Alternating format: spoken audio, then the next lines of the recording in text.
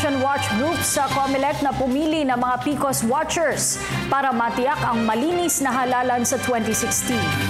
Ang detalye sa ulat ni Julius Disamburon via phone patch. Julius? Nga ng isang election watch group ang dapat na pagkakaroon ng PCOS watchers. Ito ay upang matiyak na magiging malinis ang gagawing eleksyon sa susunod na taon. Sa ginawang pulong-balitaan ng Balikatan People's Alliance sa Capipilato, Maynila, hiniling ang dapat na pagdaragdag puwersa ng mga mamamayan na siyang dapat titingin sa eleksyon sa susunod na taon.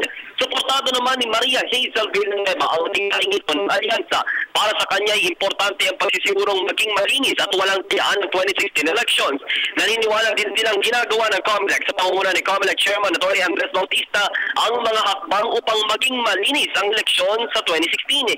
Hinikayat naman ng ilang barangay ang kanilang mga nasasakupan na habang maaga pa ay magparehistro, magpa-biometrics na dahil po naninindigan ang Commission on Election na hindi makakaboto ang sinumang walang biometrics. Kaugnay po nito ay may fun run na gagawin sa ikalabintawa ng Setyembre sa susunod na linggo. Bahagi po ng Luneta, Maynila, alas 5 ng umaga bilang bahagi po ng kampanyang Print and Arrest Election. Mula sa lungsod ng Maynila, kasama si Barry Yumul, Julius Disamburon, Telebisyon ng Bayan. Maraming salamat, Julius Disamburon.